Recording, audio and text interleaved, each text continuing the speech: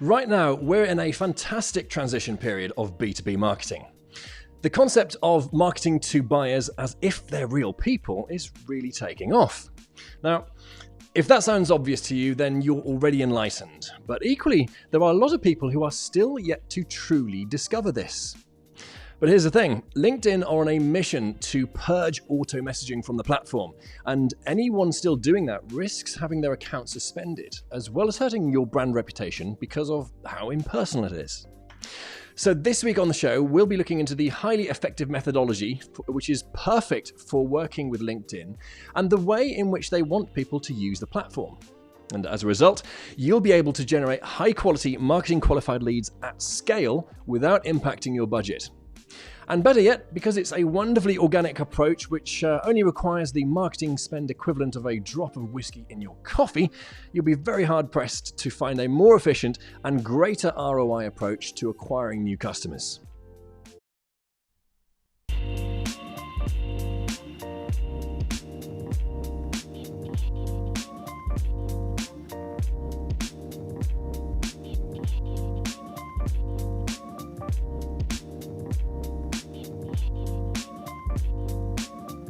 Hello and good afternoon, my name's James Rostance and this is the 414 live and exclusive on LinkedIn Live each and every Thursday afternoon, sometimes on a Friday.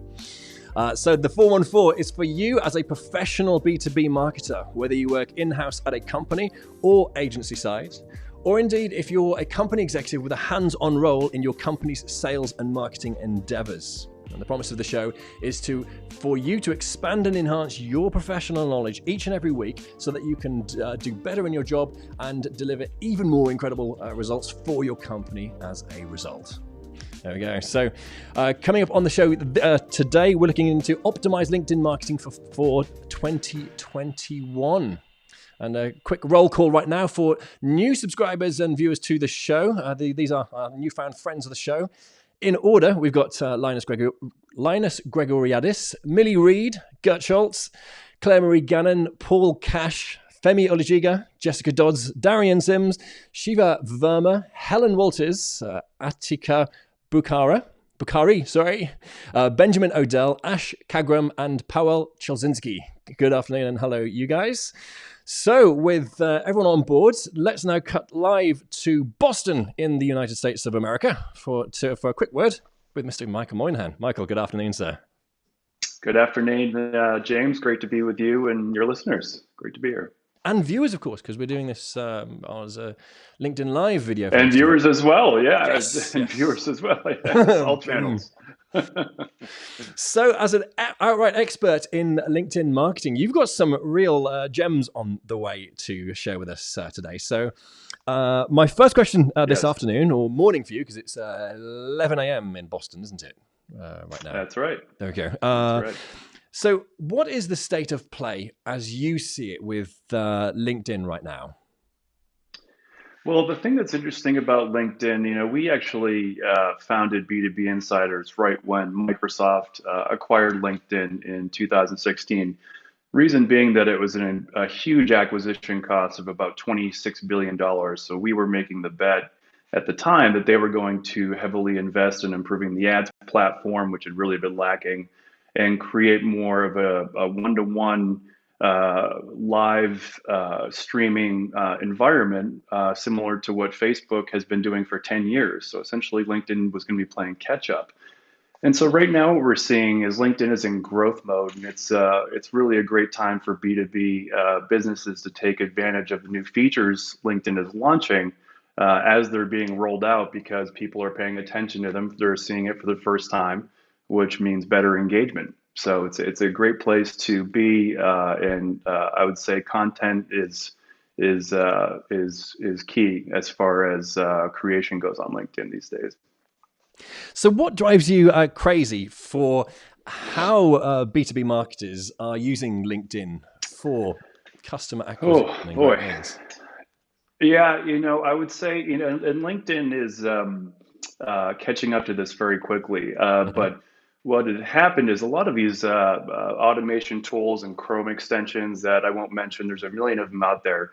People are abusing them and taking advantage of that and sending these generalized messages, and they're right in the connection request, delivering no value whatsoever. It's just a pitch saying, dear sir, would you like to hire me as a virtual assistant for $5 an hour? So LinkedIn Yeah, straight is away, right? making exactly, and just it's turning off users to checking their inbox, which is something that LinkedIn does not want, right? And Okay. so what they're doing is they're changing their algorithm so it's more sensitive to people using automation. So from a technical standpoint, you have to take a bunch of steps to essentially cover your tracks. So LinkedIn doesn't know that it's coming from a certain account. That's even if you do it in the first place. But they're also changing their UX, or the look and feel of the platform on the mobile application, and making it easier for users to not only decline, but also to hit "I don't know this person." They've moved that little link. Mhm. So people are hitting "I don't know this person" if the message sucks, a whole lot more. And so that leaves you in a position where you just have to be on point with your messaging and really know the pain points of your audience and understand how to get any type of emotional response from them. And the way to do that is with personalization.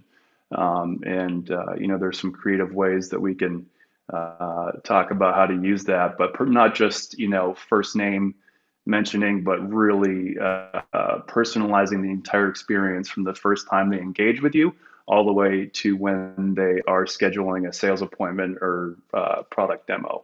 And so that's what we're kind of seeing, is that LinkedIn, there's no better place for B2B, and for both for the advertising, because they're scaling the platform with new features. Mhm. And then also on the organic one-to-one engagement, if you can do that right, you don't have to pay for ads. So it's that much more harder to do effectively. But it's great for startups in that growth mode. You're able to lower cost per acquisition without the big ads budget, right? So With you, with you. that's always a good thing. Better margins. To put it into, to bring the pain point to life, so to speak, I imagine there's some sort of thing as LinkedIn jail. Can you give us some specifics on what people are risking if they do this auto messaging and crucially get caught? What's at stake right here? Yeah. And so LinkedIn is very unpredictable as to whether or not they are going to even warn you in the first place about your account being shut down. So typically, the process, from our understanding, is that if they catch you abusing, an automation tool and sending spam messages out, I mean, that's really what it is. Your account's going to get flagged, and essentially you get a warning, or immediately it's completely suspended. Now, the huge issue with that is that once you're suspended, you lose all that social capital. So if I'm targeting, founders of software companies in the UK, for example, and I have 10,000 connections of those folks that are in my exact target audience, every time I post something in my news feed, it's going to be in front of them. So there's a lot of value in having a really targeted network, and to lose that is devastating from a marketing perspective. Right, yeah. So to be clear about it then, so there's no definite that you will get notified. You could be notified, or it could be just Or they just cut you down right there. It's completely unpredictable, and so you can still do it, but you have to take it's now a more advanced process, if with you you. will, and you can't. Yeah. The visual I've got in my head right now Um, is like you see in the movies where I don't know, you're walking along the street and all of a sudden there's a bag over your head, you're chucked in a van and you're gone. And gone in 60 seconds. yes, So that's yes, what LinkedIn is doing to yeah. users if they do automated messaging. Got it. Okay. Uh, good Yes. If they example. do it wrong, yes, Yes. yes, and yeah, Well, smooth it was nice segue. while it lasted. Yeah. You've set up a smooth segue right there for how to do it properly, which I guess is the main promise of the show today. So Yeah. Before we go into that, could I just ask you? This is off the back of the last. Is there a change on the way for where LinkedIn is heading and how it wants users to use the platform? Yeah, it's interesting. I mean, we, being very, we're multi-channel focused as far as what we do with our marketing services, but we always start with LinkedIn. Mm. And what we're noticing is that the LinkedIn really, really wants more one-to-one engagement. And so, in order to do that, they want to have users checking their inbox and actually responding more frequently. Thus, they want to get rid of the spam Mm. the crap stuff, right? That's being sent out there. And so that's happening. They're also showing when users are online and offline. So clearly they're making a push to create more real-time interaction. I'm also noticing now that video has been out for about a year. I mean, do you believe that, LinkedIn did not have the ability to post video and Facebook had that for about 15 years? That's how far behind they were at the times when Microsoft had bought them. So, Mm. now, the amount of engagement you get on video is just absolutely incredible, and it's free traffic, which it doesn't get any better than that. Mm. So, I would say one thing I guess the most recent thing I've learned from LinkedIn, which is really interesting, something about their algorithm is I've been experimenting a lot with pulse articles, and if you're not familiar with what a pulse article is, it's essentially a long form article that you can post to your personal LinkedIn profile. And so you would think that they would reward thoughtful long form content as Google does in their search engine rankings and all that. But if you write a Pulse article and post it versus just posting a video that may be slightly relevant to your audience, the video will get about 10 times more engagement. Right. So the trick is to take any existing content you have, blog posts, anything like that, and continue to post pulse articles so you'll look like a thought leader, Mm. but don't write specifically for that. You just kind of repurpose content as a lot of marketing folks do. It's I wouldn't put an emphasis on pulse articles, which I don't think a lot of people talk about, but it's important to know. Just so I got that, I've understood this correctly. So you're saying do carry on writing for LinkedIn. I must admit, I don't do that. If Hmm. is that a bad thing? Well, yeah. No, no, it's not.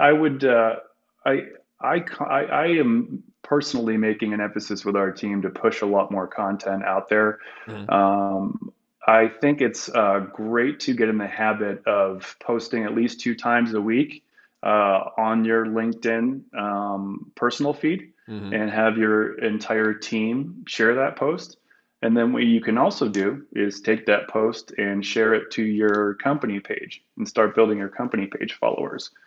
So it does have a big benefit. And one, I'd say, top benefit is if you can build up the audience of your company page, say the same way you're building up your personal profile page, the benefit of that is that you can retarget all of your company page followers with ads. So, in theory, you could run automation, right? And then generate a bunch of new first degree connections and then ask them to join your company page. And that's how you're able to retarget them on LinkedIn. So there are a lot of new opportunities happening that are brand new in LinkedIn. And that's why it's exciting to, get creative and see what works and what doesn't. Right, I like that. So, how in that case should LinkedIn users adapt their playbook or even approach for using LinkedIn for lead generation and customer acquisition?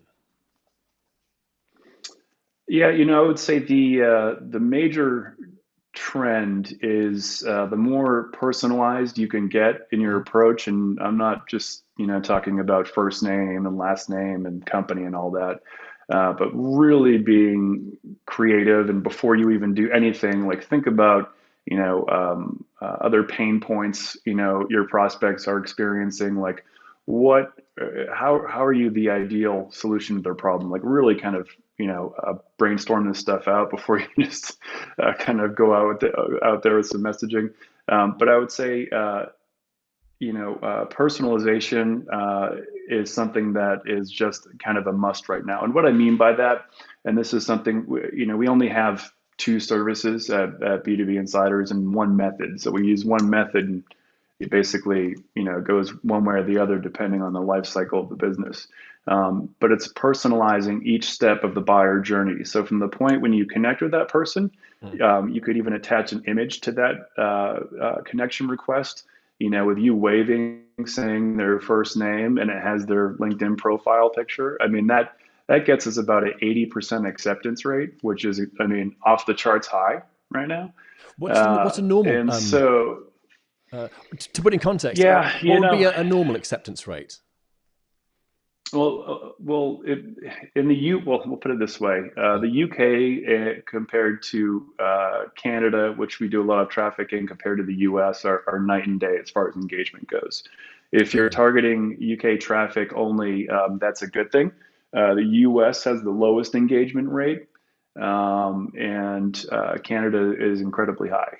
And again, it's tough to say a range because some offers are obviously more compelling than others, and it also depends on the barrier to entry or amount of friction there is to get your prospect to commit. Right, so them saying yes to a call, you need a really compelling offer in order for them to do that. So copywriting something that's key, always, as part of the process and personalizing the experience and all that. Right. Numbers though, I would say ballpark, you're typically at 20 to 40% on the high end as far as an acceptance rate. And right now with images attached with personalization, we're in the 60 to 80%, which is crazy high.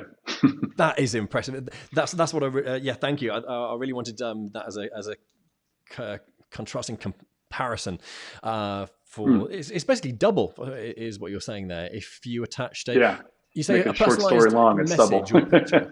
Sorry, did you say it's personalized message or picture more specifically with your connection request? So is there any specific technology you're using to do this, or is it literally you with a phone, or is there something else that can help with? Yeah, so GIFs work really great. The more casual and personalized they are, the better. If you ask someone to join you for a cup of coffee and you having a mug in your hand, kind of cheersing, that one converted really well for us.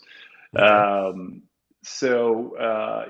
As far as specific tools, Lemlist is a great tool on the email side. So I will say this: the most valuable thing about LinkedIn is obviously the B2B ecosystem, but the amount of personalized data that you can pull from that platform and then leverage to personalize other parts of your funnel or buyer journey, whatever you want to call it, right? Mm-hmm. That's where the real value is, because you're acquiring customers and data without having to buy ads yet. So it's really, really cost efficient. And so, Lemlist is something that syncs very well with LinkedIn messaging. There's a tool called Hyperize as well that does personalized website images. So there's a lot of there's we're kind of seeing this like initial foundational layer of personalization software tools that are in very early stages. That if you connect them the right way, it just delivers a buyer experience that no one's seen before because it's so personalized. And that's kind of where we operate, is on really the cutting edge stuff and doing the experimenting, and then we keep what doesn't fail and package that as a service. So Would you say that simple business model. Yes. Would you say that we're kind of at the beginning of proper personalization, or true, that's a better way of saying it, true personalization with regard to well, marketing one-on-one with customers in B2B, because I think it's been a bit of a thread so far on the show that B2B lags behind B2C in certain elements, and this could be one of them. What's your take on that? I think that, excuse me, in the I guess area of personalization, Mm. um, I think that B2B is at least on par with B2C, if not a little bit Really? ahead. If used properly, I really do. Yeah, Okay. there are some tools out there, and it's because it's so new, right? So the B2B market is not as I guess, scroll crazy, if you will, right? As Facebook. With Facebook, you need pattern interrupts to stop people. But with Facebook in LinkedIn, they have a business mindset and they're actively searching for content. And so, if you use certain tools the right way and catch people the right way, the conversions are that much better because they've just never seen it before. So it's easier to stop the prospect and create that pattern interrupt. With you. Okay. If you're watching right now, you've just joined us. Welcome along to the 4 on 4 live this afternoon with Mr. Michael Moynihan in Boston, and we're just about to get into the really meaty stuff, I guess, which is That's right. Michael's formula and approach for optimizing content for generating leads and making sales on LinkedIn. If, by the way, you've got a question you'd like to put to Michael in amongst all of this, please do put it in the comments section and I'll ask him right away. Well, at the end of his answer anyway. And good afternoon to Kaushik at IDL Technology Group this afternoon. Hello, sir. Also joining the club as a friend of the show. Hello. All right. So then, Michael. Well, with that said, what are you most excited right now in B2B with how marketers can use LinkedIn more effectively to generate leads? Yeah, I think what's most exciting to me is how effective it is to be able to grow your business with free targeted organic traffic first and then leverage that data into paid advertising. So you don't need to start out with a big ads budget. And it also, when you start with the free traffic, like reaching out and building new connection requests and posting content, making people follow your company page, you're building all of this data that they're then able to leverage in an ads platform that is constantly being improved, Mm-hmm. right? So it's like if you have a system and process in place, you're essentially it's very easy to grow with LinkedIn. So you're like looking for new features and expecting things to come out, and so to create a highly profitable buyer journey for your prospects in a way that really stops them, in their tracks is very achievable and it's really cost effective. And it all starts with LinkedIn. Always, I mean, there's no better place to begin a marketing strategy, whether it's with the free traffic or the paid advertising. One thing I will say, as far as a new feature that I would highly recommend on the advertising side, that people look into is finally the ability to retarget users based on video views. So if you're familiar with what a marketing funnel is, typically you'd send users to a landing page and they opt in and in exchange for something free, and then you give them a sales page for a demo, whatever the case may be. Well, the same funnel needs to happen on the advertising side as well, because people don't know who you are, so you need to warm them up. You can't just send them straight to a sales page for a $10,000 a month product, right? And so what LinkedIn had just launched is the ability to retarget percentages of video views, which in turn lowers the cost per click that has been notoriously high on LinkedIn. So if you're targeting someone at the C level on LinkedIn, you're looking at $8 to $10 or $12 plus for one click.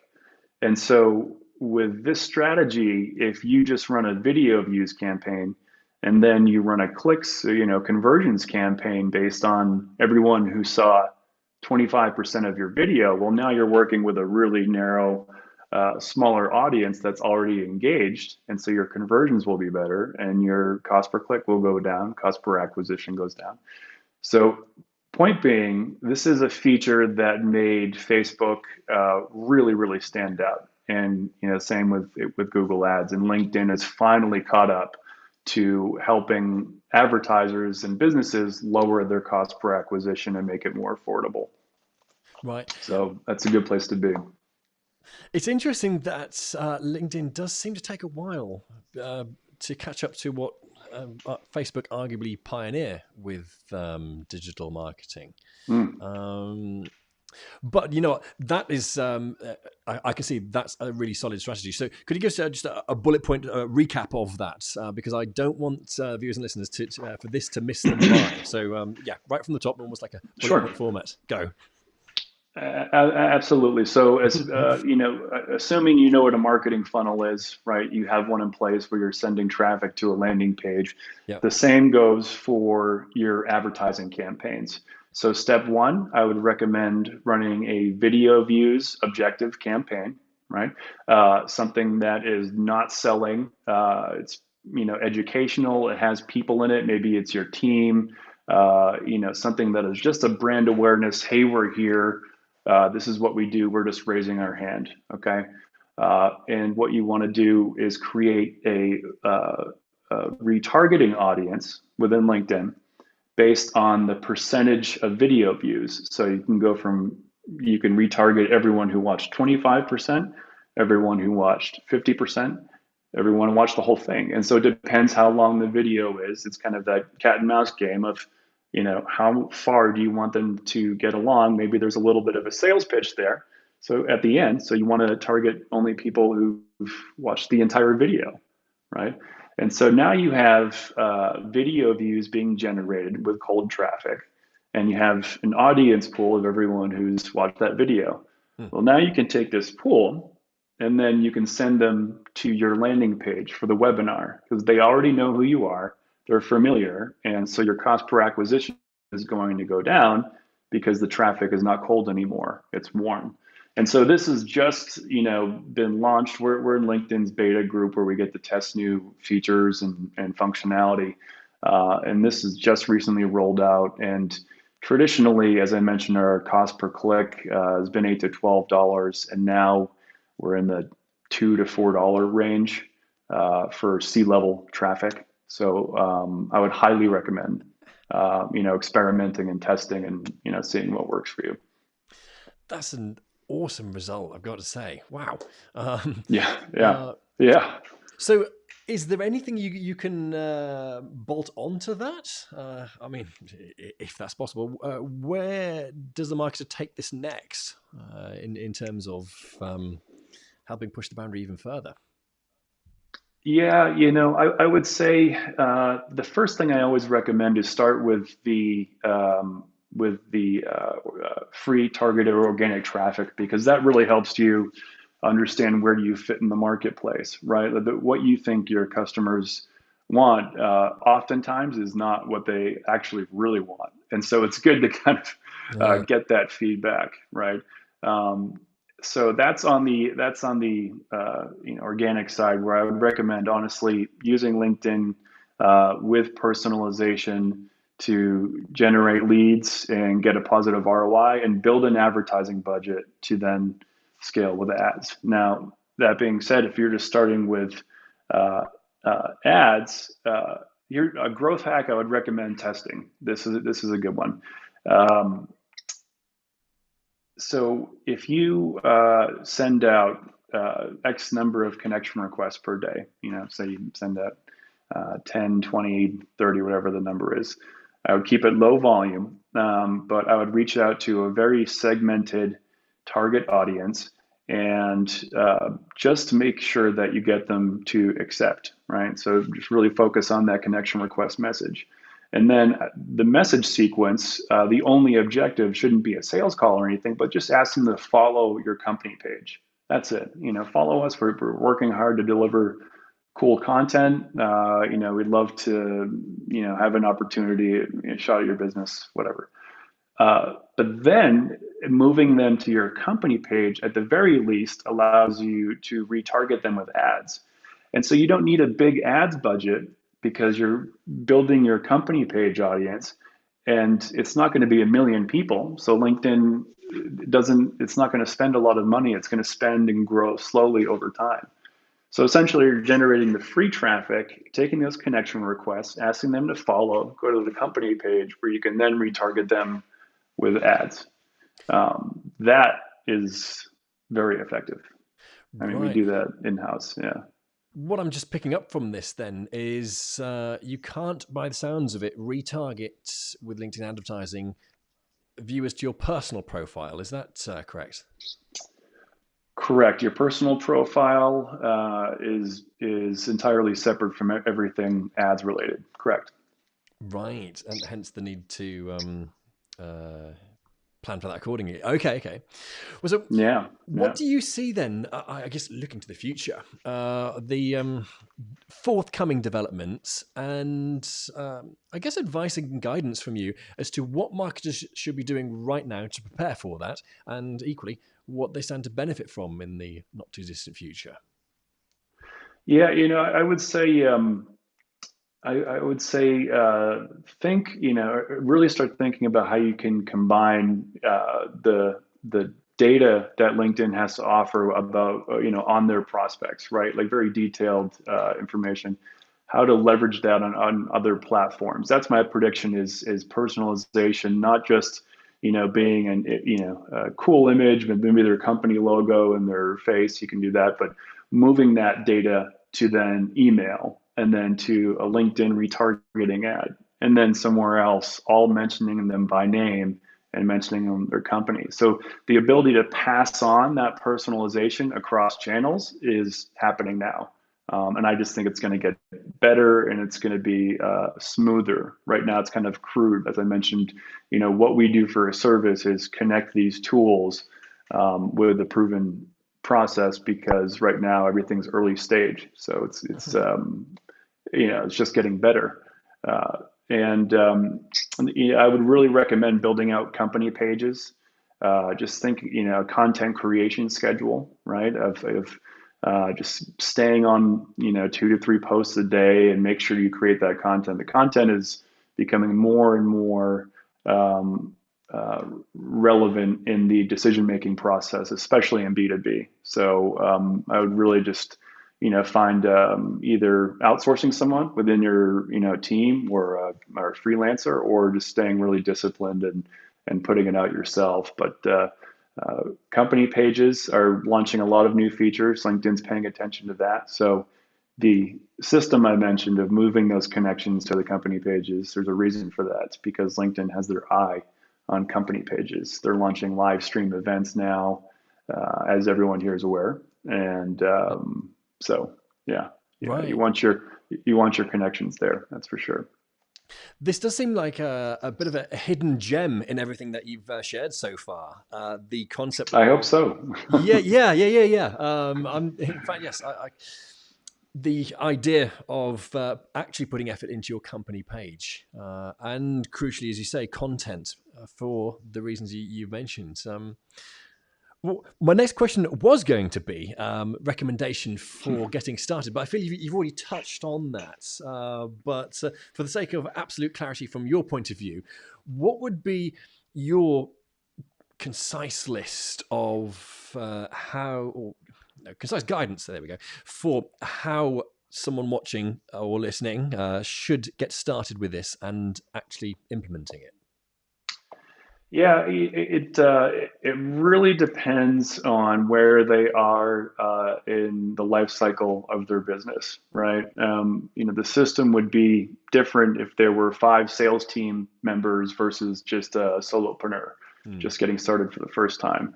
A recommendation that I always make is before you think about building any system or using any marketing tool whatsoever, is really ask yourself the hard question of how well do you understand your target audience, and really put pen to paper or whatever you want to do, list out pain points and then solutions that you provide, and then figure out where you can make some connections essentially.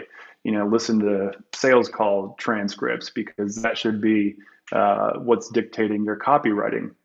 What are they saying on the phone? So, I'm a big fan of just kind of doing customer due diligence first. But I would say if you're starting out, focus on content creation, free traffic, and creative ways to distribute the content, right? So don't reinvent the wheel every time you create a blog post. Use that blog post for a pulse article, splice it for a status update for your company page and newsfeed, right? So one piece of content can be used in a lot of different ways that'll give you a good spread of value across every touch point that your customers are going to experience. Nice. And well, in that case, and finally, what would be what would you like the viewers and listeners to have as a core takeaway for today? Core takeaway, stop the mass messaging. Don't do it. Don't do it. And Don't. I say this, for the benefit of all our inboxes. Yeah, please stop that, and your LinkedIn profile. And I would say, if you're interested in speaking with us, we're happy to obviously point you in the right direction. If we're a good fit, we can talk about that too. But I would say focus on your unique value proposition and getting that as compelling as possible. Asking for feedback, and then also a very important thing is if manually just sending out connection requests is good too. But always make sure you test. Everything that you're doing should be tested. So you just never know how the market's going to react to something. So if you send out 10, 20, 30 connection requests a day, make sure you split those in half and test the signature or how you introduce yourself, whatever it is. These are basic marketing principles, but I would say, the main takeaway is create more content. LinkedIn is in growth mode aggressively, and so your businesses need to align with that if you want to not be left behind. Perfect. Really. Yeah. Well, Michael, I've just done my last question, and normally when I do the last question, that's it, and I'll say goodbye and sign up on the website. But Sally Appleby's jumped in just in the nick of time. If it's all right, can I pose her question to you? Please. Yeah. All right. Sally, good timing. Right, here we go. Yeah. So she says, so she's a B2B marketing manager for a manufacturing company, MK Test Systems. And she says that she always reads about recommendations of the importance of building your personal brand on LinkedIn. And her question is, how relevant is this for a non-salesperson for a business such as this? And her expertise and knowledge isn't in their core business activity. So I'm not a source of knowledge per se for the customer. Yeah, Sally, I would always say it's important, one, because it's an asset that you own, right? So even if you go to another company, or even if you stay with the same one for years, you're going to have authority built with that profile, and that's yours. You own it, right? Or LinkedIn owns it. But you own, the fact that if you transfer to another company, you still have an audience of 20,000 folks. There's residual value in the brand building aspect that I think is important. I would say overall, even though you're not directly engaging with the customer, and so you may not have to share as much content, maybe just figure out what other team members are sharing, and you can reshare that, right? So kind of minimize the time that you have to put into it, but at least keep the feed active, because you just never know who's logging into LinkedIn and then seeing your post, and that's how this podcast came to be. So you never know. It did indeed. Yes. That's right. That's right. To give the viewers and listeners a bit of a context for this, so I do a lot of research for getting the right guests on the show, and I spent hours on one day. In fact, it was a 3-hour session, scrolling through content, and it was a lot of just very really dull stuff until Michael's popped up, and I thought, and my reaction was yes, it was some really good insights on the adverts on LinkedIn that work versus ones that don't, and he really broke down in detail why certain winning ads were working very very well, and that's how we got in contact, and that's why he's now on the show. Hey, there we go. Sally appreciates that. She gives you a big smiley face, so that means thank you very much. Nice one, Sally. All right, Sally, very welcome. That was of use. And and also to Kaushik, he's launching another new business, iowa.com. He's put that in the comments section. So I imagine Kaushik's going to be putting all this to good effect and use for his new business. Well, good luck with that as well. All right. Well, with that said, I think that wraps everything up. Michael, thank you ever so much for joining me this afternoon and for sharing everything for how everyone can basically get more customers and drive more leads on LinkedIn. Thank you very much. Yeah, thank you, James, and thank everyone. Thank you all for your time, and I hope you found some value in this. And I'd love to connect on LinkedIn. So if you find me, we'll take it from there. There we go. Well, I'll put your name on screen one more time. There you go. Guest on screen. Michael Moynihan, he's on LinkedIn. There you go. And what's your company website, by the way? We should give that a quick plug. It's B2Binsiders.com with the number 2. So binsiders.com. Perfect. Mr. Michael Moynihan, live from Boston in the USA. Thank you very much. Very cold Boston. Thank you, James. Thanks, everyone. Cheers. Bye-bye. And if you've enjoyed watching this afternoon, then please do subscribe to the show. Here we go. Web address on screen, the414.net for all previous episodes and all subscription options via podcast on video and audio. Hey to Tim Burnett as well, also jumping in at the last second. He's enjoyed today's show. Tim, I'm really glad you've joined us, and thank you for watching. So, the 414 here each and every week for you as a professional B2B marketer to directly expand and enhance your professional knowledge each and every week when I get to speak with some of the greatest and most interesting minds in B2B marketing. Well, my name's James Rostance, and I'll see you here same time next week.